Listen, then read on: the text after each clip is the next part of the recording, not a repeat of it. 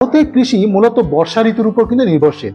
প্রায় 70 থেকে 80% বার্ষিক বৃষ্টিপাত এই সময়ে হয় এবং খারিফ শস্য চাষের জন্য এটি অত্যন্ত গুরুত্বপূর্ণ।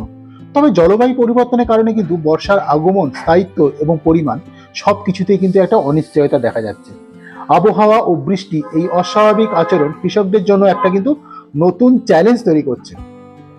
যেমন ধরুন, 1 নম্বর কারণ হচ্ছে বর্ষা অনেক দেরিতে আসছে, কিন্তু বৃষ্টি তুলনামূলকভাবে অনেক কম হচ্ছে।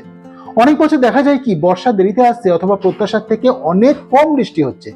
এর ফলে খারিফ শস্যের যে বপন, অর্থাৎ যে ফসল বোনা, সেটা কিন্তু পিছিয়ে যায়।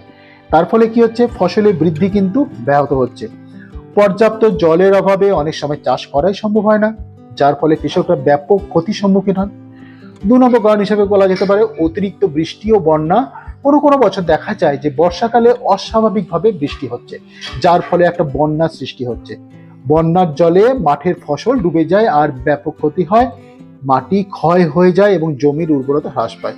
বন্যার ফলে কি হয়, জমির উপরের লেয়ারটা সেটা জলে ধুয়ে যায়। অসময়ে বৃষ্টিও কিন্তু ফসলের জন্য ভীষণভাবে ক্ষতিকারক। কেন ক্ষতিকারক? কারণ ফসল কাটা ঠিক আগে বা পাকার সময় যদি বৃষ্টি হয়, তাহলে কিন্তু ফসলের গুণমান নষ্ট হয়ে যায় এবং ফলন কিন্তু কমে যায়। শীতকালীন ফসলের ক্ষেত্রেও যদি অসময়ে বৃষ্টিপাত হয়, তাহলে কিন্তু রোগের সংক্রমণ বাড়তে পারে।